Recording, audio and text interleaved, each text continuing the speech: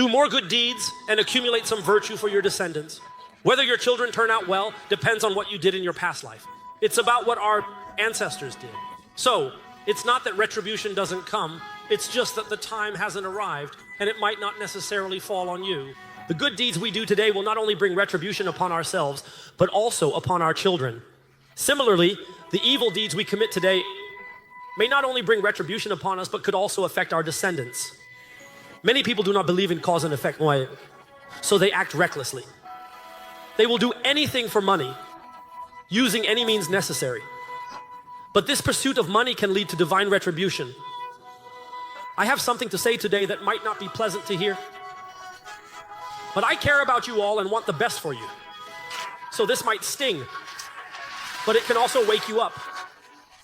This statement is, if at this moment you are experiencing illness, poverty, and failure, the suffering from divorce, disasters, and other pains proves that you have been robbed, proving that certain things you did, words you said, or thoughts you had yesterday were stolen. I cannot change your past. I also cannot change your present, but I can change your future. Because what you're encountering today, at this very moment, is caused by what you did yesterday. Tell me, isn't today's result the consequence of yesterday's actions? But if you don't change today and continue to follow the same thought patterns and behavior patterns as in the past, tomorrow's result will be the same as today's result. People often tell me, Teacher Joe, I don't think it's like that. I want to do it this way. I say, if you are right, why are you still in this situation? If you are right, why are you still in this state today? So write 2 big words in your notebook. So still night. Change. Change what? Change your mindset.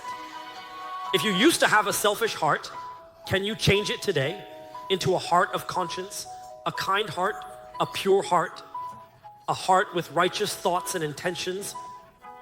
Change your heart. Change your mindset. Change your behavior. Change what you think, say, and do. Because what you think, say, and do is like a 3D printer. It prints out a real world. Some worlds are printed full of poverty and disease, and that's something you created yourself. From today on, change your heart. Mr. Wang Yangming said, a sage possesses 4 stars. The first star is called the heart of compassion. The second is the heart of reverence. The third is the heart of shame. And the fourth is the heart of right and wrong. You need to know what is right and what is wrong, what can be done and what cannot be done. But most of us use our own brains. The brain of gain and loss has replaced our heart of right and wrong. The heart of compassion is something everyone has. When we walk down the street and see an elderly lady fall, we instinctively want to help her up, right? This instinct is our heart of compassion. But when we instinctively go to help her, our brain kicks in and says, no, what if she falsely accuses me? So you don't help her, and thus you create karma. Originally, you were given an opportunity to accumulate virtue and do good deeds. It's very possible that this elderly lady could be a benefactor in your life. She gives you a chance and you might find your path, make some money, even earn billions. She might introduce you to her son who could happen to be an official, but you missed it. What is meant by a sense of shame and aversion to evil? It means knowing what can be done and what cannot be done. What is meant by a sense of right and wrong? It means knowing what is right and what is wrong.